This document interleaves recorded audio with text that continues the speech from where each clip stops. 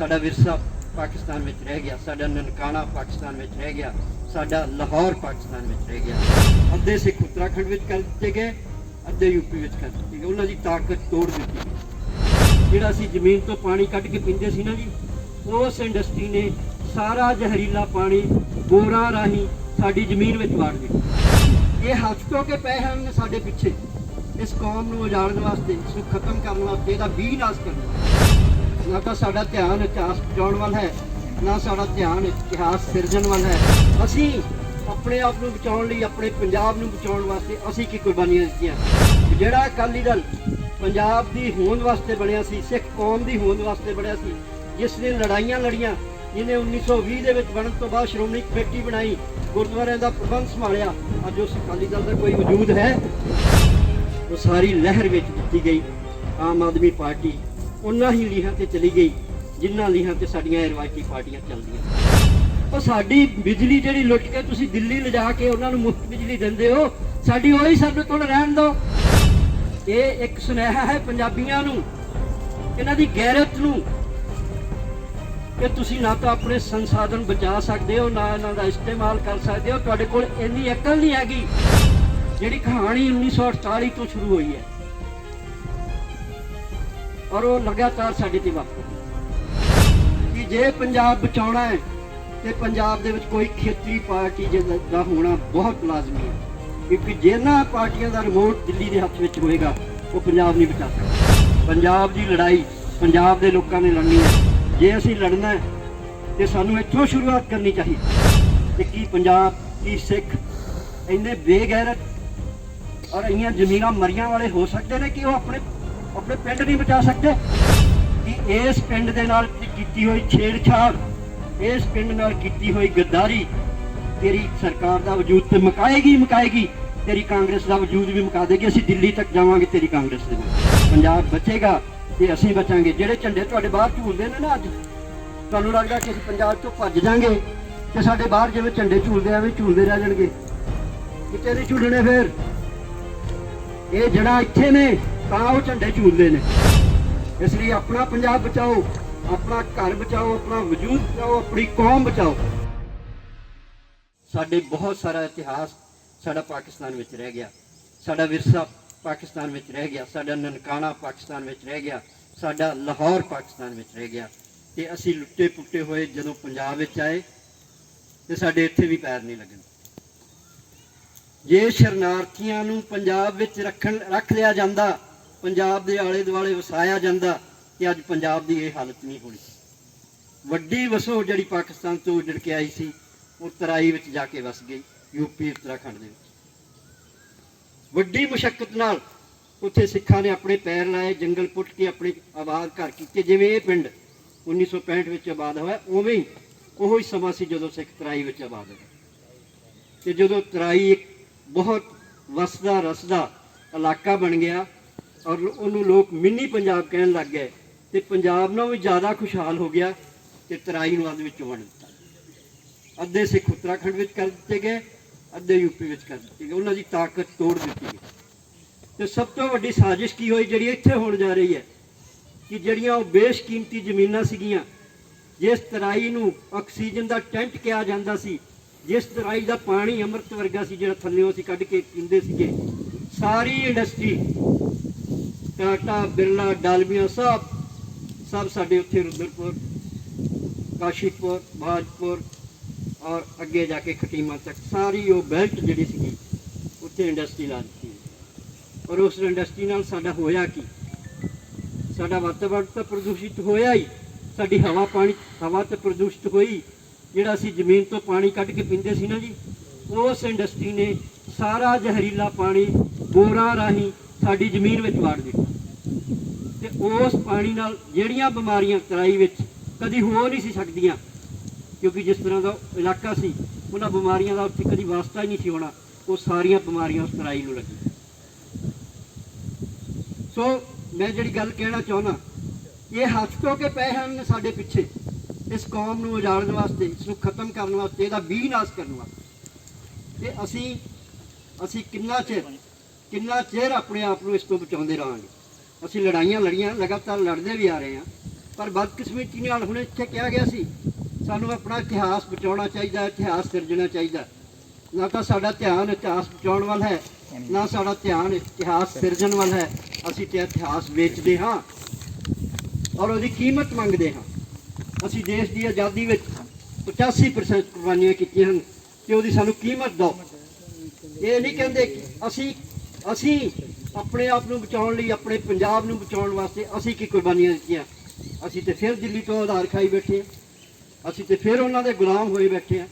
ਅੱਜ ਜਿੰਨੀਆਂ ਵੀ ਹਾਕਮ ਜਮਾਤਾਂ ਨੇ ਤੁਸੀਂ ਵੇਖੋ ਵੀ ਜਿਹੜਾ ਅਕਾਲੀ ਦਲ ਪੰਜਾਬ ਦੀ ਹੋਂਦ ਵਾਸਤੇ ਬਣਿਆ ਸੀ, ਸਿੱਖ ਕੌਮ ਦੀ ਹੋਂਦ ਵਾਸਤੇ ਬਣਿਆ ਸੀ, ਜਿਸ ਨੇ ਲੜਾਈਆਂ ਲੜੀਆਂ, ਜਿਹਨੇ 1920 ਦੇ ਵਿੱਚ ਬਣਨ ਤੋਂ ਬਾਅਦ ਸ਼੍ਰੋਮਣੀ ਕਮੇਟੀ ਬਣਾਈ, ਗੁਰਦੁਆਰਿਆਂ ਦਾ ਪ੍ਰਬੰਧ ਸੰਭਾਲਿਆ, ਅੱਜ ਉਸ ਅਕਾਲੀ ਦਲ ਦਾ ਕੋਈ ਵਜੂਦ ਹੈ ਸਿਵਾਏ ਇਸ ਦੇ ਕਿ ਦਿੱਲੀ ਦੇ ਗੁਲਾਮਾਂ ਤੋਂ ਬਗੈਰ ਉਹਨਾਂ ਦੀ ਕੋਈ ਹਸਤੀ ਹੈ? ਉਹਨਾਂ ਨੇ ਸਾਰਾ ਪੰਜਾਬ ਲੁੱਟ ਕੇ ਆਪਣੇ ਘਰ ਭਰ ਲਏ ਔਰ ਉਹਨਾਂ ਹਾਕਮਾਂ ਦੇ ਘਰਾਂ ਵਿੱਚ ਪੈਸਾ ਜਿਹੜਾ ਪਹੁੰਚਦਾ ਰਿਹਾ, ਔਰ ਨਾਗਪੁਰ ਤੱਕ ਸਾਡੇ ਪੰਜਾਬ ਦੀ ਲੁੱਟ ਦਾ ਪੈਸਾ ਅੱਜ ਵੀ ਜਾਂਦਾ। ਹੁਣ ਆਹ ਨਵੇਂ ਹਾਕਮ ਆਏ ਜਿਹੜੇ ਸਾਡੀ ਮਜਬੂਰੀ ਬਣਾ ਦਿੱਤੇ ਗਏ। ਬਹੁਤ ਲੰਮੀ ਜਦੋਜਹਿਦ ਤੋਂ ਬਾਅਦ ਇੱਕ ਮੌਕਾ ਆਇਆ ਸੀ ਪੰਜਾਬ ਕੋਲ 2017 ਦੇ ਵਿੱਚ, ਔਰ ਲੋਕ ਇੱਕ ਬਦਲ ਚਾਹੁੰਦੇ ਸੀ, ਲੋਕ ਇਹਨਾਂ ਤੋਂ ਖਹਿੜਾ ਛਡਾਉਣਾ ਚਾਹੁੰਦੇ ਸੀ। ਔਰ ਪੰਜਾਬ ਦੇ ਵਿੱਚ ਉਸ ਮੂਵਮੈਂਟ ਵਿੱਚੋਂ ਜਿਹੜੀ ਪਾਰਟੀ ਨਿਕਲੀ, ਜਿਹੜੀ ਅੰਨਾ ਹਜ਼ਾਰੇ ਦੀ ਮੂਵਮੈਂਟ, ਜਿਹੜੀ ਇੱਕ ਹੁਣ ਸਾਜ਼ਿਸ਼ ਸਾਬਤ ਹੋ ਚੁੱਕੀ ਹੈ, ਉਸ ਪਾਰਟੀ ਦੇ ਵਿੱਚੋਂ ਨਿਕਲੀ ਉਸ ਮੂਵਮੈਂਟ ਚੋਂ ਨਿਕਲੀ ਇੱਕ ਪਾਰਟੀ ਨੇ ਪੰਜਾਬ ਦੇ ਵਿੱਚ ਪੰਜਾਬੀਆਂ ਦੇ ਜਜ਼ਬਾਤਾਂ ਨੂੰ ਟੁੰਬਿਆ ਔਰ ਉਹਨਾਂ ਨੂੰ ਸਾਰੇ ਸੁਪਨੇ ਵਿਖਾਏ ਜਿਹੜੇ ਪੰਜਾਬ ਦੀਆਂ ਅੱਖਾਂ ਦੇ ਵਿੱਚ ਮਰੇ ਹੋਏ ਸੀ। ਔਰ ਪੰਜਾਬ ਫਿਰ ਉੱਠ ਕੇ ਖੜਾ ਉਹਦੇ ਨਾਲ ਹੋ ਗਿਆ ਔਰ ਪੰਜਾਬ ਬਦਲ ਵੱਲ ਬਿਲਕੁਲ ਪੂਰੀ ਤੌਰ ਤੇ ਬਦਲ ਦੇ ਨਾਲ ਖੜਾ ਸੀਗਾ। ਤੇ ਅਦਵਾਟੇ ਉਹ ਪੰਜਾਬੀਆਂ ਦੀ ਜਿਹੜਾ ਸੁਪਨਾ ਸੀ ਉਹ ਮਾਰ ਦਿੱਤਾ ਗਿਆ। ਉਹ ਸਾਰੀ ਲਹਿਰ ਵਿੱਚ ਦਿੱਤੀ ਗਈ। ਆਮ ਆਦਮੀ ਪਾਰਟੀ ਉਹਨਾਂ ਹੀ ਲੀਹਾਂ ਤੇ ਚਲੀ ਗਈ ਜਿਨ੍ਹਾਂ ਲੀਹਾਂ ਤੇ ਸਾਡੀਆਂ ਰਵਾਇਤੀ ਪਾਰਟੀਆਂ ਚੱਲਦੀਆਂ ਸੀ। ਉਹੀ ਲੈਂਡ ਮਾਫੀਆ, ਉਹੀ ਸੈਂਡ ਮਾਫੀਆ, ਉਹੀ ਸ਼ਰਾਬ ਮਾਫੀਆ ਦੇ ਬੰਦੇ ਰਾਤੋਂ ਰਾਤ ਪਾਰਟੀ ਵਿੱਚ ਸ਼ਾਮਲ ਹੋਏ ਔਰ ਅਗਲੇ ਦਿਨ ਟਿਕਟਾਂ ਲੈ ਗਏ ਔਰ ਅੱਧੀਆਂ ਟਿਕਟਾਂ ਜਿਹੜੀਆਂ ਵੇਚ ਕੇ ਉਹ ਪਾਰਟੀ ਬੋਰੀਆਂ ਭਰ ਕੇ ਜਿਹੜਾ ਸੀਗਾ ਸਰਮਾਇਆ ਸਾਡੇ ਪੰਜਾਬ ਦਾ, ਜਿਹੜਾ ਬਾਹਰੋਂ NRI ਨੇ ਦਿੱਤਾ ਸੀ ਔਰ ਜਿਹੜੀਆਂ ਸੀਟਾਂ ਵੇਚ ਕੇ ਲਿਆ ਸੀ ਉਹ ਦਿੱਲੀ ਨੂੰ ਲੈ ਕੇ ਤੁਰ ਗਏ। ਕਦੀ ਇਹ ਸੁਣਿਆ ਕਿ ਕੋਈ ਪਾਰਟੀ ਜਿਹੜੀ ਜਿੱਤਣ ਦਾ ਦਾਅਵਾ ਕਰਦੀ ਹੋਵੇ, 100 ਸੀਟਾਂ ਜਿੱਤਦੀ ਹੋਵੇ, ਤੇ ਉਹ 20 ਸੀਟਾਂ ਤੇ ਸਿਮਟ ਜਾਵੇ ਤੇ ਉਹ ਸਮੀਖਿਆ ਵੀ ਨਾ ਕਰੇ ਇਸ ਗੱਲ ਦੀ ਵੀ ਆਪਣੀ ਹਾਰ ਦੇ ਕਾਰਨ ਲੱਭਣ ਵਾਸਤੇ ਵੀ ਕੋਸ਼ਿਸ਼ ਨਾ ਕਰੇ ਕਿ ਉਹਦੀ ਵਜ੍ਹਾ ਕੀ ਹੋ ਸਕਦੀ ਹੈ? ਕਿਉਂਕਿ ਉਹਨਾਂ ਨੂੰ ਪਤਾ ਸੀ ਕਿ ਹਾਰ ਦੇ ਕਾਰਨ ਕੀ ਆ, ਅਸੀਂ ਲੱਭਣਾ ਕੀ। ਉਹ ਚਲੇ ਗਏ ਔਰ ਮੈਂ ਦਾਦ ਦਿੰਦਾ ਉਹਦੀ ਹਿੰਮਤ ਦੀ। ਉਹ ਫੇਰ ਆਇਆ ਹੋਇਆ ਪੰਜਾਬ ਔਰ ਫੇਰ ਕਹਿੰਦਾ ਸਾਨੂੰ 300 ਯੂਨਿਟ ਬਿਜਲੀ ਦੇਵਾਂਗੇ। ਉਹ ਸਾਡੀ ਬਿਜਲੀ ਜਿਹੜੀ ਲੁੱਟ ਕੇ ਤੁਸੀਂ ਦਿੱਲੀ ਲਿਜਾ ਕੇ ਉਹਨਾਂ ਨੂੰ ਮੁਫਤ ਬਿਜਲੀ ਦਿੰਦੇ ਹੋ, ਸਾਡੀ ਉਹੀ ਸਾਡੇ ਕੋਲ ਰਹਿਣ ਦਿਓ। ਇਹ ਇੱਕ ਸੁਨੇਹਾ ਹੈ ਪੰਜਾਬੀਆਂ ਨੂੰ, ਇਹਨਾਂ ਦੀ ਗੈਰਤ ਨੂੰ, ਕਿ ਤੁਸੀਂ ਨਾ ਤਾਂ ਆਪਣੇ ਸੰਸਾਧਨ ਬਚਾ ਸਕਦੇ ਹੋ, ਨਾ ਇਹਨਾਂ ਦਾ ਇਸਤੇਮਾਲ ਕਰ ਸਕਦੇ ਹੋ। ਤੁਹਾਡੇ ਕੋਲ ਇੰਨੀ ਅਕਲ ਨਹੀਂ ਹੈਗੀ ਕਿ ਤੁਸੀਂ ਆਪਣੇ ਸੰਸਾਧਨਾਂ ਦੀ ਸਹੀ ਵਰਤੋਂ ਕਰ ਲਓ। ਇਹ ਵਰਤੋਂ ਕਰਾਉਣ ਵਾਸਤੇ ਤਾਂ ਦਿੱਲੀ ਤੋਂ ਆਉਣਗੇ ਲੋਕ ਜਿਹੜੇ ਤੁਹਾਨੂੰ ਸਮਝਾਉਣਗੇ ਕਿ ਤੁਹਾਡੀ ਬਿਜਲੀ 300 ਯੂਨਿਟ ਕਿਵੇਂ ਫ੍ਰੀ ਕੀਤੀ ਜਾ ਸਕਦੀ। ਇਹ ਹੈ ਸਾਡਾ ਹਾਲ। ਕੀ ਸਮਝ ਕੇ ਅਸੀਂ ਵਾਰੀ-ਵਾਰੀ ਕਿਵੇਂ ਅਸੀਂ ਇਹ ਧਰਨੇ ਦਿੰਦੇ ਰਵਾਂਗੇ, ਕਦੀ ਕਿਸੇ ਦੇ ਦਰਵਾਜ਼ੇ, ਕਦੀ ਕਿਸੇ ਦੇ ਦਰਵਾਜ਼ੇ। ਸਾਡੀ ਨੌਜਵਾਨ ਪੀੜ੍ਹੀ ਲਗਾਤਾਰ 5 ਸਾਲ ਜਿਨ੍ਹਾਂ ਦਰਵਾਜ਼ਿਆਂ ਦੇ ਅੱਗੇ ਧਰਨੇ ਦਿੰਦੀ ਹੈ ਤੇ ਉਹਨਾਂ ਨੂੰ ਹਟਾਉਂਦੀ ਹੈ ਤੇ ਅਗਲੀ ਵਾਰ ਫਿਰ ਉਹਨਾਂ ਲਈ 5 ਸਾਲ ਉਹਨਾਂ ਦੇ ਦਰਵਾਜ਼ੇ ਤੇ ਚਲੀ ਜਾਂਦੀ। ਆਪ ਕਦੀ ਪੈਰਾਂ ਤੇ ਨਹੀਂ ਖੜੇ ਹੁੰਦੇ ਇਹ ਲੋਕ। ਜਿਹੜੀ ਆ ਗੱਲ ਹੈ ਜਿਹੜੀ ਮੱਤੇਵਾਲ ਜੰਗਲ ਦੀ ਉਜਾੜਨ ਦੀ, ਇਹ ਪਿੰਡ ਉਜਾੜਨ ਦੀ, ਇਹ ਤਾਂ ਉਸ ਕਹਾਣੀ ਦਾ ਇੱਕ ਛੋਟਾ ਜਿਹਾ ਹਿੱਸਾ ਹੈ ਜਿਹੜੀ ਕਹਾਣੀ 1948 ਤੋਂ ਸ਼ੁਰੂ ਹੋਈ ਹੈ ਔਰ ਉਹ ਲਗਾਤਾਰ ਸਾਡੇ ਤੇ ਵਾਪਰ ਰਹੀ। ਇਹ ਪਾਣੀ ਨੂੰ ਕਿਉਂਕਿ ਰਾਜਸਥਾਨ ਵੀ ਵਰਤਦਾ ਹੈ, ਮੇਰਾ ਪਿਛੋਕੜ ਕਿਉਂਕਿ ਰਾਜਸਥਾਨ ਦਾ ਹੈ, ਮੇਰਾ ਜਨਮ ਰਾਜਸਥਾਨ ਦਾ ਹੈ, ਮੈਂ ਅੱਜ ਵੀ ਰਾਜਸਥਾਨ ਵਿੱਚ ਹਾਂ। ਗੰਗਾਨਗਰ ਜ਼ਿਲ੍ਹਾ ਹੈ ਮੇਰਾ। ਬੁੱਢਾ ਜੋੜ ਦੇ ਵਿੱਚ ਮੈਂ ਰਾਜਸਥਾਨ ਸਿੱਖ ਗੁਰਦੁਆਰਾ ਪ੍ਰਬੰਧਕ ਕਮੇਟੀ ਐਡਹੌਕ ਦਾ ਮੈਂ ਪ੍ਰੈਜ਼ੀਡੈਂਟ ਹਾਂ। ਮੈਂ ਰਾਜਸਥਾਨ ਵਾਸਤੇ ਲੜ ਰਿਹਾ ਹਾਂ, ਇਸ ਪਾਣੀ ਵਾਸਤੇ ਵੀ ਲੜ ਰਿਹਾ। 2018 ਦੇ ਵਿੱਚ ਬਿਲਕੁਲ ਜ਼ਹਿਰੀਲਾ ਪਾਣੀ ਆ ਹੀ ਨਹੀਂ ਸੀ ਰਿਹਾ ਪਿੱਛੋਂ। ਸਾਰਾ ਬੁੱਢੇ ਨਾਲੇ ਦਾ ਗੰਦ ਜਿਹੜਾ ਸੀ ਉਹ ਜਦੋਂ ਜਾ ਕੇ ਸਾਡੇ ਵਾਟਰ ਟੈਂਕਾਂ ਵਿੱਚ ਪਿਆ ਤੇ ਹਾਹਾਕਾਰ ਮੱਚੀ। ਉਦੋਂ ਉਦੋਂ ਰਾਜਸਥਾਨ ਸਿੱਖ ਗੁਰਦੁਆਰਾ ਪ੍ਰਬੰਧਕ ਕਮੇਟੀ ਵੱਲੋਂ ਅਸੀਂ ਇੱਕ ਆਵਾਜ਼ ਮਾਰੀ ਰਾਜਸਥਾਨ ਦੇ ਸਿੱਖਾਂ ਨੂੰ ਵੀ ਆਓ ਆਪਾਂ ਇਹ ਗੰਦ ਪੀਣ ਵਾਸਤੇ ਨਹੀਂ ਅਸੀਂ ਮਜਬੂਰ, ਆਪਾਂ ਲੜੀਏ ਇਸ ਦੇ ਖਿਲਾਫ। ਅਸੀਂ ਲੜਾਈ ਸ਼ੁਰੂ ਕੀਤੀ ਸੀ ਕਿ ਉਸੇ ਦੌਰਾਨ Sardar Sukhpal Singh Khaira leader of opposition, ਉਹਨਾਂ ਨੇ ਵੀ ਇੱਕ ਮੁਹਿੰਮ ਸ਼ੁਰੂ ਕੀਤੀ ਸੀ ਇੱਥੇ ਬੁੱਢੇ ਨਾਲੇ ਤੇ ਆ ਕੇ। ਉਹ ਖੜੇ ਹੋਏ ਸੀ ਇੱਕ ਦਿਨ ਔਰ ਮੈਂ ਉਹਨਾਂ ਦੀ ਸਪੀਚ ਸੁਣ ਰਿਹਾ ਸੀ ਬੁੱਢੇ ਨਾਲੇ ਤੇ ਖੜ ਕੇ ਜਿਹੜੀ ਉਹ ਕਰ ਰਹੇ ਸੀ। ਤੇ ਜਿਉਂ ਹੀ ਉਹ ਸਪੀਚ ਖਤਮ ਕੀਤੀ ਮੈਂ ਉਹਨਾਂ ਨੂੰ ਫੋਨ ਲਾਇਆ, ਮੈਂ ਕਿਹਾ ਤੁਸੀਂ ਬੁੱਢੇ ਨਾਲੇ ਤੇ ਖੜ ਕੇ ਜਿਹੜੀ ਸਪੀਚ ਦਿੱਤੀ ਹੈ ਇਹ ਪੰਜਾਬ ਵਿੱਚ ਦੀ ਲੰਘਦਾ ਹੈ ਪਾਣੀ, ਪੰਜਾਬ ਨੂੰ ਬਰਬਾਦ ਕਰਕੇ ਜਾਂਦਾ ਹੈ, ਸਾਰਾ ਮਾਲਵਾ ਦੀ ਭੇਟ ਚੜ ਗਿਆ ਹੈ, ਪਰ ਸੱਚ ਇਹ ਹੈ ਕਿ ਇਹਨੇ ਸਾਡਾ ਰਾਜਸਥਾਨ ਵੀ ਤਬਾਹ ਕਰ ਦਿੱਤਾ। ਤੁਸੀਂ ਜਦੋਂ ਗੱਲ ਕਰਦੇ ਹੋ ਬੁੱਢੇ ਨਾਲੇ ਦੀ ਤੇ ਪੰਜਾਬ ਤੱਕ ਇਹਨੂੰ ਰੋਕ ਲੈਂਦੇ ਹੋ, ਤੇ ਸਾਡੇ ਬਾਰੇ ਤੁਹਾਡਾ ਕੀ ਖਿਆਲ ਹੈ? ਜਿਨ੍ਹਾਂ ਨੂੰ ਤੁਸੀਂ ਜ਼ਹਿਰ ਪਿਆਉਂਦੇ ਹੋ ਪਾਣੀ ਦੇ ਨਾਂ ਤੇ, ਗੰਦ ਪਿਆਉਂਦੇ ਹੋ ਪੰਜਾਬ ਦਾ ਸਾਨੂੰ ਪਾਣੀ ਦੇ ਨਾਂ ਤੇ, ਸਾਡੇ ਬਾਰੇ ਤੁਹਾਡਾ ਕੀ ਖਿਆਲ? ਤੇ ਖਹਿਰਾ ਸਾਹਿਬ ਨੇ ਮੈਨੂੰ ਕਿਹਾ ਅਸੀਂ ਲੜਾਈ ਸ਼ੁਰੂ ਕੀਤੀ ਹੈ, ਤੁਸੀਂ ਸਾਡੇ ਨਾਲ ਆ ਕੇ ਖੜੇ ਹੋ। ਅਜੇ ਅਸੀਂ ਇਸ ਚਰਚਾ ਵਿੱਚ ਸੀ ਕਿ ਹਫ਼ਤੇ ਬਾਅਦ ਹੀ ਖਹਿਰਾ ਸਾਹਿਬ ਦਾ ਮੈਨੂੰ ਫੋਨ ਆ ਗਿਆ ਕਿ NGT ਤੋਂ ਆਪਾਂ ਨੂੰ ਫੋਨ ਆਇਆ, ਆਪਣੀ ਜਿਹੜੀ ਕੇਸ ਹੈ NGT ਵਿੱਚ ਲੱਗਣਾ ਤੇ ਉਹਦੀ ਸੁਣਵਾਈ ਹੈ, ਤੇ ਤੁਸੀਂ ਰਾਜਸਥਾਨ ਵੱਲੋਂ ਆਓ ਸਾਡੇ ਨਾਲ ਖੜੇ ਹੋ। ਇੱਕ ਦਿਨ ਪਹਿਲਾਂ 3 ਵਜੇ ਮੈਨੂੰ ਫੋਨ ਜਾਂਦਾ ਹੈ ਤੇ ਅਗਲੇ ਦਿਨ 11 ਵਜੇ ਸਾਡੀ ਸੁਣਵਾਈ ਸੀ NGT ਵਿੱਚ। ਖੜੇ ਪੈਰ 2 ਡਾਕਟਰਾਂ ਨੂੰ ਨਾਲ ਲੈ ਕੇ ਮੈਂ NGT ਵਿੱਚ ਪਹੁੰਚਿਆ ਖਹਿਰਾ ਸਾਹਿਬ ਦੇ ਨਾਲ। ਜਦੋਂ ਅਸੀਂ ਆਪਣਾ ਕੇਸ ਰੱਖਿਆ, ਉਸੇ ਹੀ ਦਿਨ ਜਦੋਂ ਅਸੀਂ ਆਪਣਾ ਕੇਸ ਲੈ ਕੇ ਜਾ ਰਹੇ ਸੀ, ਉਸੇ ਹੀ ਦਿਨ ਇੱਕ ਹਾਦਸਾ ਹੋਇਆ ਸੀਗਾ। ਤੁਹਾਨੂੰ ਯਾਦ ਹੋਏਗਾ, ਚੱਡਾ ਪੇਪਰ ਮਿਲਦਾ, ਚੱਡਾ ਸ਼ੂਗਰ ਮਿਲਦਾ, ਇੱਕ ਉਹ ਚੈਂਬਰ ਪਾਟ ਗਿਆ ਸੀ ਔਰ ਉਹਦਾ ਸਾਰਾ ਜਿਹੜਾ ਸੀਰਾ ਸੀ, ਜਿਹੜਾ ਜ਼ਹਿਰ ਸੀ, ਜਿਹੜਾ ਉਹ ਦਰਿਆ ਵਿੱਚ ਆ ਗਿਆ ਤੇ ਉਹ ਦਰਿਆ ਦੇ ਸਾਰੇ ਜੀ ਮਰ ਗਏ, ਸਾਰੇ ਦਰਿਆ। ਔਰ ਉਹਦਾ ਅਸਰ ਰਾਜਸਥਾਨ ਤੱਕ, ਇੱਥੋਂ ਤੱਕ ਗਿਆ ਕਿ ਸਾਡਾ ਇੱਕ ਪਿੰਡ ਹੈ ਪਦਮਪੁਰ ਦੇ ਨਾਲ, ਉਸ ਪਿੰਡ ਦੀ ਕੱਸੀ ਦੇ ਵਿੱਚੋਂ ਭੇਡਾਂ ਨੇ ਪਾਣੀ ਪੀਆ ਤੇ 40 ਭੇਡਾਂ ਮਰ ਗਈਆਂ। ਇਹ ਸੀ ਸਾਡਾ ਹਾਲ।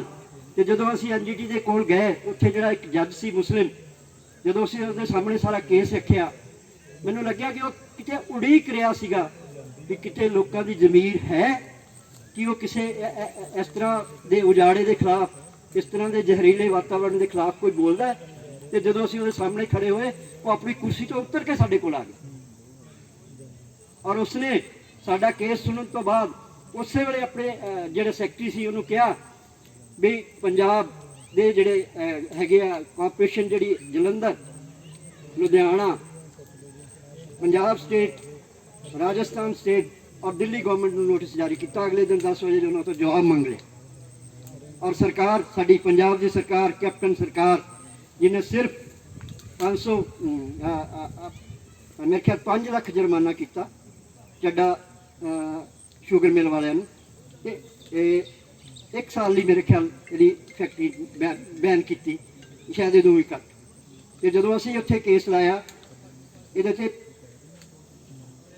5000 ਕਰੋੜ ਜੁਰਮਾਨਾ ਔਰ ਜਿਹੜੇ ਇਹਦੇ ਅਧਿਕਾਰੀ ਸੀ, ਮੈਂ ਫਿਗਰ ਗਲਤ ਹੋ ਸਕਦੀ ਹੈ, ਮੈਨੂੰ ਇਹ ਨਹੀਂ ਯਾਦ ਹੈਗਾ, ਜਿਹੜੇ ਅਧਿਕਾਰੀ ਸੀਗੇ ਉਹਨਾਂ ਤੇ ਕ੍ਰਿਮੀਨਲ ਕੇਸ ਦਰਜ ਹੋਇਆ ਔਰ ਉੱਥੇ ਇੱਕ ਟੀਮ ਦਾ ਗਠਨ ਹੋਇਆ ਜਿਹੜੀ ਰੈਗੂਲਰ ਮੋਨੀਟਰ ਕਰੇਗੀ ਇਸ ਨੂੰ।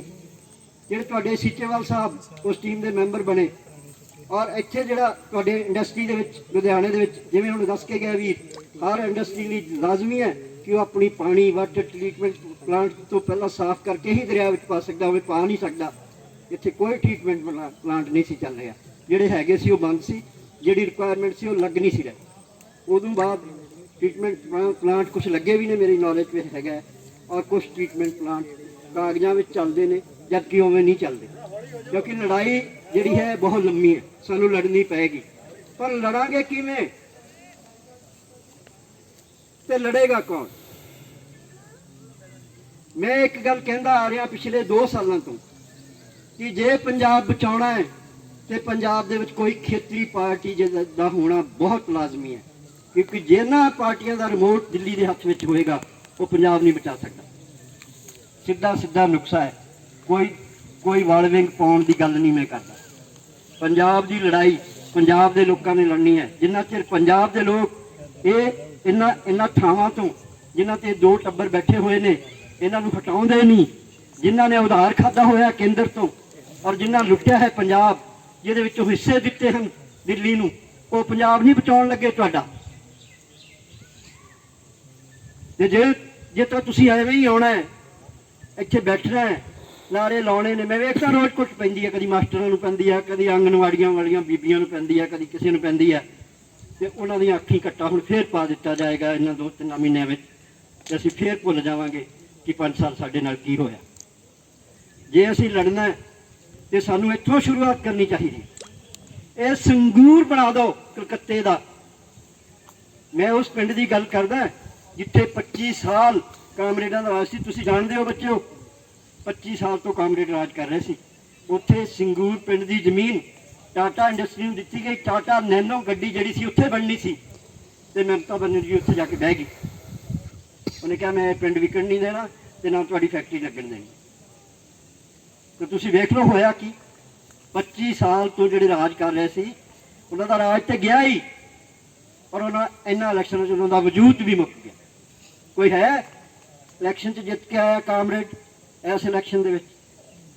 ਤੇ ਕੀ ਪੰਜਾਬ, ਕੀ ਸਿੱਖ ਇੰਨੇ ਬੇਗੈਰਤ ਔਰ ਇੰਨੀਆਂ ਜ਼ਮੀਨਾਂ ਮਰੀਆਂ ਵਾਲੇ ਹੋ ਸਕਦੇ ਨੇ ਕਿ ਉਹ ਆਪਣੇ ਪਿੰਡ ਨਹੀਂ ਬਚਾ ਸਕਦੇ, ਆਪਣੀ ਲੜਾਈ ਨਹੀਂ ਲੜ ਸਕਦੇ? ਮੈਂ ਕਹਿੰਦਾ ਮੈਂ 70 ਸਾਲ ਦੀ ਉਮਰ ਦੇ ਵਿੱਚ ਇਹਨੂੰ ਬਣਾਓ ਸੰਗੂਰ। ਸਭ ਤੋਂ ਪਹਿਲਾਂ ਆਣ ਕੇ ਮੈਂ ਬੈਠਾਂਗਾ ਇੱਥੇ ਤੁਹਾਡੇ ਵਿਚਾਲੇ। ਬੋਲੇ ਸੋ ਨਿਹਾਲ, ਸਤਿ ਸ੍ਰੀ ਅਕਾਲ।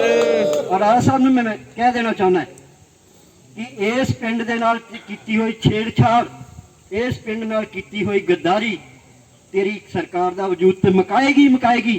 ਤੇਰੀ ਕਾਂਗਰਸ ਦਾ ਵਜੂਦ ਵੀ ਮੁਕਾ ਦੇਗੀ। ਅਸੀਂ ਦਿੱਲੀ ਤੱਕ ਜਾਵਾਂਗੇ ਤੇਰੀ ਕਾਂਗਰਸ ਦੇ ਮੰਗ। ਬੋਲੇ ਸੋ ਨਿਹਾਲ, ਸਤਿ ਸ੍ਰੀ ਅਕਾਲ। ਸੋ ਮੈਂ ਬਹੁਤੀਆਂ ਗੱਲਾਂ ਨਹੀਂ ਕਹਿਣੀਆਂ ਚਾਹੁੰਦਾ ਕਿਉਂਕਿ ਮੈਂ ਤਪਿਆ ਹੋਇਆ ਹਾਂ। ਬਹੁਤ ਲੰਮੀਆਂ ਲੜਾਈਆਂ ਲੜੀਆਂ ਨੇ। 1984 ਤੋਂ ਪਹਿਲਾਂ 1978 ਤੋਂ ਲੱਗਿਆ ਹੋਇਆ ਪੰਜਾਬ ਦੇ ਵਿੱਚ ਲੜਾਈ ਲੜ ਰਿਹਾ ਹਾਂ, ਔਰ ਅੱਜ ਫੇਰ ਲੜਨ ਆਇਆ ਹਾਂ ਤੁਹਾਡੇ ਵਿੱਚ। ਕੋਈ ਲਾਲਚ ਨਹੀਂ ਹੈ ਸਿਵਾਏ ਪੰਜਾਬ ਨੂੰ ਬਚਾਉਣ ਦੇ, ਕਿਉਂਕਿ ਪੰਜਾਬ ਵਸਦਾ ਗੁਰਾਂ ਦੇ ਨਾਂ ਤੇ। ਪੰਜਾਬ ਬਚੇਗਾ ਤੇ ਅਸੀਂ ਬਚਾਂਗੇ। ਜਿਹੜੇ ਝੰਡੇ ਤੁਹਾਡੇ ਬਾਹਰ ਝੂਲਦੇ ਨੇ ਨਾ ਅੱਜ, ਤੁਹਾਨੂੰ ਲੱਗਦਾ ਕਿ ਅਸੀਂ ਪੰਜਾਬ ਤੋਂ ਭੱਜ ਜਾਾਂਗੇ ਤੇ ਸਾਡੇ ਬਾਹਰ ਜਿਵੇਂ ਝੰਡੇ ਝੂਲਦੇ ਐਵੇਂ ਝੂਲਦੇ ਰਹਿ ਜਾਣਗੇ? ਕਿਤੇ ਨਹੀਂ ਝੂਲਣੇ। ਫਿਰ ਇਹ ਜਿਹੜਾ ਇੱਥੇ ਨੇ ਤਾਂ ਉਹ ਝੰਡੇ ਝੂਲਦੇ ਨੇ, ਤੇ ਜਿੱਦਣ ਤੁਸੀਂ ਬੇਘਰ ਹੋ ਕੇ ਬੇਦਿਲ ਹੋ ਕੇ ਉਹਨਾਂ ਦੇ ਪੈਰਾਂ ਤੇ ਜਾ ਕੇ ਡਿੱਗੇ, ਉੱਥੇ ਕਿਤੇ ਝੰਡਾ ਨਹੀਂ ਝੂਲਣਾ ਤੁਹਾਡਾ। ਇਸ ਲਈ ਆਪਣਾ ਪੰਜਾਬ ਬਚਾਓ, ਆਪਣਾ ਘਰ ਬਚਾਓ, ਆਪਣਾ ਵਜੂਦ ਬਚਾਓ, ਆਪਣੀ ਕੌਮ ਬਚਾਓ। ਔਰ ਇਹ ਤਾਂ ਹੀ ਬਚ ਸਕਦੀ ਹੈ ਜੇ ਤੁਸੀਂ ਆਪ ਖੜੇ ਹੋਗੇ, ਆਪਣੇ ਪੰਜਾਬ ਦੇ ਨਾਲ ਆਪ ਖੜੇ ਹੋਗੇ। ਆਪਣੀ ਕੋਈ ਖੇਤਰੀ ਪਾਰਟੀ ਬਣਾਓਗੇ, ਆਪਣੀ ਖੇਤਰੀ ਪਾਰਟੀ ਦੇ ਲਈ ਆਪ ਨੌਜਵਾਨ ਜਿਹੜੇ ਤੁਸੀਂ ਬਣੋ ਕੈਂਡੀਡੇਟ। ਤੁਸੀਂ ਐਮਐਲਏ ਬਣਨ ਦੀ ਹੈਸੀਅਤ ਨਹੀਂ ਰੱਖਦੇ। ਤੁਸੀਂ ਵਿਧਾਨ ਸਭਾ 'ਚ ਬੈਠ ਕੇ ਆਪਣੇ ਪੰਜਾਬ ਦੇ ਹਿੱਤ ਨਹੀਂ ਬਚਾ ਸਕਦੇ। ਕਿਹਨਾਂ ਦੇ ਮੂੰਹ ਵੱਲ ਵੇਖਦੇ ਹੋ? ਉਹਨਾਂ ਦੇ ਜਿਨ੍ਹਾਂ ਨੇ ਲਗਾਤਾਰ ਪੰਜਾਬ ਨੂੰ ਲੁੱਟਿਆ। ਅੱਜ ਉਹਨਾਂ ਨੂੰ ਧਰਮ ਦੇ ਨਾਂ ਤੇ 1955 ਦਾ ਸਾਕਾ ਵੀ ਯਾਦ ਆ ਗਿਆ। ਅੱਜ ਮੰਜੀ ਸਾਹਿਬ ਹੋ ਰਿਹਾ ਇੱਕ ਡਰਾਮਾ ਕਿ 1955 ਵਿੱਚ ਕਾਂਗਰਸ ਨੇ ਇੱਥੇ ਪੁਲਿਸ ਵਾਰਤੀ ਸੀ। ਉਹ ਸਾਰੀਆਂ ਗੱਲਾਂ ਹੁਣ ਹੋਣ ਲੱਗ ਗਈਆਂ। ਉਹ ਭੀੜ ਵੀ ਨਿਕਲ ਆਈ ਜਿਹਦੇ ਵਿੱਚ ਗੋਲੀ ਵੱਜੀ ਸੀਗੀ। ਉਹ 20 ਸਾਲ ਇੱਥੇ ਆਪ ਰਾਜ ਕਰਕੇ ਗਿਆ, ਉਦੋਂ ਨਹੀਂ ਲੱਭੀ ਉਹਨੂੰ। ਉਦੋਂ ਨਹੀਂ ਉਹਨੂੰ 55 ਵਾਲਾ ਸਾਕਾ ਯਾਦ ਆਇਆ, ਅੱਜ ਹੁਣ ਯਾਦ ਆ ਗਿਆ। ਸੋ ਕਹਾਣੀ ਬਿਲਕੁਲ ਸਾਫ਼ ਹੈ। ਤੁਹਾਨੂੰ ਧਰਮ ਦੇ ਨਾਂ ਤੇ ਇੱਕ ਵਾਰ ਫੇਰ ਗੁੰਮਰਾਹ ਕੀਤਾ ਜਾਏਗਾ। ਇਸ਼ੂ ਫੇਰ ਖੜਾ ਕਰ ਲਿਆ ਗਿਆ ਹੈ ਗੁਰੂ ਗ੍ਰੰਥ ਸਾਹਿਬ ਦੀ ਬੇਅਦਬੀ ਵਾਲਾ। ਇਮੋਸ਼ਨਲ ਬਲੈਕਮੇਲਿੰਗ ਹੋਏਗੀ। ਗੁਰੂ ਗ੍ਰੰਥ ਸਾਹਿਬ ਦੀ ਬੇਅਦਬੀ ਕਿਸੇ ਨੇ ਬਾਹਰੋਂ ਆ ਕੇ ਨਹੀਂ ਕੀਤੀ, ਔਰ ਨਾ ਜਿਨ੍ਹਾਂ ਦੇ ਨਾਂ ਲਾਉਂਦੇ ਆ ਨਾ ਉਹਨਾਂ ਨੇ ਕੀਤੀ ਹੈ। ਇਹ ਸੱਚੇ ਸੌਦੇ ਵਾਲਿਆਂ ਦੀਆਂ ਵੋਟਾਂ ਕਰਕੇ ਉਹਨਾਂ ਦੇ ਨਾਂ ਲਾਉਂਦੇ। ਮੈਂ ਸਾਫ਼ ਕਹਿਣਾ, ਮੈਂ ਕਿਤਾਬ ਲਿਖੀ ਹੈ ਇਸ ਤੇ, ਡੇਰਾ ਬਨਾਮ ਸਿੱਖ ਹੁਕਮਨਾਮੇ ਤੋਂ ਮਾਫੀਨਾਮੇ ਤੱਕ ਪੜ੍ਹ ਲਿਆ ਜੀ, ਉਹਦੇ ਵਿੱਚ ਕੀ ਕੁਝ ਹੋਇਆ। ਔਰ ਇਹ ਕੋਈ ਵੀ ਬੰਦਾ ਜੇ ਸਾਡੇ ਅਕਾਲੀ ਆਗੂ ਦਰਬਾਰ ਸਾਹਿਬ ਤੇ ਆਪ ਹਮਲਾ ਕਰਾ ਸਕਦੇ ਆ, ਠੀਕ ਹੈ, ਸੱਚੇ ਸੌਦੇ ਆ, ਇਹਦਾ ਕੋਈ ਪਾਈ ਫਿਰਦਾ ਜਿਹੜਾ ਗਲ ਵਿੱਚ ਇੱਕ ਆ, ਉਹ ਪੈਸੇ ਲੈ ਕੇ ਕਿਸੇ ਗੁਰੂ ਗ੍ਰੰਥ ਸਾਹਿਬ ਦੀ ਬੇਅਦਬੀ ਨਹੀਂ ਕਰ ਸਕਦਾ। ਇਹ ਸਾਰੇ ਪ੍ਰੈਸ਼ਰ ਕ੍ਰੀਏਟ ਕੀਤੇ ਜਾਂਦੇ ਨੇ। ਇਹ ਵੋਟ ਟੈਕਟਿਕਸ ਹੈ। ਇਹਨਾਂ ਸਾਰੀਆਂ ਚੀਜ਼ਾਂ ਨੂੰ ਸਮਝਣਾ ਪਏਗਾ। ਸਾਨੂੰ ਭਾਈਚਾਰਕ ਸਾਂਝ ਬਣਾ ਕੇ ਰੱਖਣੀ ਪਊਗੀ। ਇਹਨਾਂ ਨੇ ਬਹੁਤ ਵੱਡੀ ਗਿਣਤੀ ਵਿੱਚ ਲੋਕਾਂ ਨੂੰ ਗੁਰੂ ਗ੍ਰੰਥ ਸਾਹਿਬ ਨਾਲ ਤੋੜਿਆ ਹੈ, ਸੱਚੇ ਸੌਦੇ ਵਾਲੇ ਦੇ ਏਕੇ ਵਾਲੇ ਦੇ ਨਾਲ। ਕੀ ਐਵੇਂ ਹੋਏਗਾ ਕਿ ਫਤਵੇਦਾਰੀ ਕਰਕੇ ਲੋਕਾਂ ਨੂੰ ਲਿਆਂਦਾ ਜਾਏਗਾ ਗੁਰੂ ਘਰ ਨਾਲ ਜੋੜ ਕੇ? ਮੇਰਾ ਸਵਾਲ ਹੈ ਇਹਨਾਂ ਨੂੰ ਵੀ ਜੇ ਹਰਿਮੰਦਰ ਸਾਹਿਬ ਦੇ ਸਾਹਮਣੇ ਬਿਆਸ ਬਣਿਆ ਤੇ ਉਹ ਕਿਵੇਂ ਬਣਿਆ, ਉਹਦੇ ਲਈ ਕੌਣ ਜ਼ਿੰਮੇਵਾਰ? ਸੋ ਇਹ ਸਾਰੀਆਂ ਚੀਜ਼ਾਂ ਨੇ ਸਾਡੇ ਸਾਹਮਣੇ, ਸਾਰੀਆਂ ਚੀਜ਼ਾਂ ਨੂੰ ਅਸੀਂ ਸਮਝਣਾ ਹੈ। ਇੱਕ ਮੈਂ ਨੌਜਵਾਨਾਂ ਨੂੰ ਇੱਕ ਗੱਲ ਕਹਿਣਾ ਚਾਹੁੰਦਾ, ਸਾਡੇ ਅੰਦਰ ਜਿਹੜੀ ਵੰਡ ਪਾਈ ਜਾਂਦੀ ਹੈ ਪੰਥਕ ਬਨਾਮ ਕਾਮਰੇਡ, ਇਹਦੇ ਤੋਂ ਵੀ ਅਸੀਂ ਸੁਚੇਤ ਰਹਿਣਾ ਹੈ। ਇੱਥੇ ਕੋਈ ਪੰਥਕ ਨਹੀਂ ਹੈ, ਕੋਈ ਕਾਮਰੇਡ ਨਹੀਂ ਹੈ। ਪਹਿਲਾਂ ਅਸੀਂ ਪੰਜਾਬੀ ਹਾਂ, ਪਹਿਲਾਂ ਅਸੀਂ ਸਿੱਖ ਹਾਂ, ਪੰਜਾਬੀ ਹਾਂ। ਅਸੀਂ ਗੁਰੂ ਨਾਨਕ ਦੇ ਫਲਸਫੇ ਦੀ ਗੱਲ ਕਰਨੀ ਹੈ। ਜੇ ਗੁਰੂ ਨਾਨਕ ਦੇ ਫਲਸਫੇ 'ਚ ਕੋਈ ਘਾਟ ਹੈ ਤੇ ਫਿਰ ਲੈਨਿਨ ਦਾ ਫਲਸਫਾ ਲੈ ਆ ਜੀ, ਕੋਈ ਗੱਲ ਨਹੀਂ। ਤੇ ਜੇ ਗੁਰੂ ਨਾਨਕ ਦੇ ਫਲਸਫੇ 'ਚ ਕੋਈ ਘਾਟ ਨਹੀਂ ਹੈਗੀ ਤੇ ਫਿਰ ਲੈਨਿਨ ਦੇ ਫਲਸਫੇ ਦੀ ਇੱਥੇ ਲੋੜ ਨਹੀਂ ਹੈਗੀ। ਜਿਹੜੀ ਗੱਲ ਗੁਰੂ ਨਾਨਕ ਸਾਹਿਬ 500 ਸਾਲ ਪਹਿਲਾਂ ਕਹਿ ਕੇ ਗਏ ਸੀ, ਉਹੀ ਗੱਲ ਤੇ ਕਹੀ ਹੈ ਲੈਨਿਨ ਸਟਾਲਿਨ ਨੇ, ਉਹੀ ਤੇ ਕੀਤਾ ਹੈ। ਇਹ ਤੋਂ ਵਧੀਆ ਹੋਰ ਕੀ। ਬੋਲੇ ਸੋ ਨਿਹਾਲ, ਸਤਿ ਸ੍ਰੀ ਅਕਾਲ। ਸੋ ਮੈਂ ਲਗਾਤਾਰ ਪੰਜਾਬ ਵਿੱਚ ਹਾਂ। ਮੈਂ ਇੱਕ ਦਿਨ 'ਚ 4 ਸਭਾਵਾਂ ਕਰਦਾ। 70 ਸਾਲ ਦੀ ਉਮਰ ਹੈ, ਐਡੇ ਵੱਡੇ ਹਾਦਸੇ 'ਚੋਂ ਨਿਕਲ ਕੇ ਆਇਆ, ਪਰ ਮੇਰੀਆਂ ਅੱਖਾਂ ਵਿੱਚ ਜਿਹੜਾ ਸੁਪਨਾ ਹੈ ਉਹ ਤੁਹਾਡੇ ਲਈ ਹੈ। ਮੈਂ ਤੁਹਾਡੇ ਲਈ ਲੜਦਾ ਹਾਂ, ਨੌਜਵਾਨਾਂ ਲਈ ਲੜਦਾ ਹਾਂ, ਪੰਜਾਬ ਦੇ ਭਵਿੱਖ ਲਈ ਲੜਦਾ ਹਾਂ। ਇਸ ਲਈ ਖੜੇ ਹੋ ਆਪਣਾ ਪੰਜਾਬ ਬਚਾਉਣ ਲਈ। ਕਿਸੇ ਦੇ ਵੱਲ ਨਾ ਵੇਖੋ। ਇਹਨਾਂ ਦੇ ਲਫ਼ਜ਼ਾਂ ਨਾਲ ਦਾਸ ਕਿਵਾਂ ਦਾ ਜਾਤਕ ਹੈ, ਕਿਸੇ ਦੇ ਖਿਲਾਫ ਬੋਲਿਆ ਗਿਆ, ਸ਼ਾਨ ਦੇ ਖਿਲਾਫ ਬੋਲਿਆ ਗਿਆ ਹੈ। ਮਾਫੀ ਚਾਹੁੰਦਾ ਹਾਂ। ਵਾਹਿਗੁਰੂ ਜੀ ਕਾ ਖਾਲਸਾ, ਵਾਹਿਗੁਰੂ ਜੀ ਕੀ ਫਤਿਹ।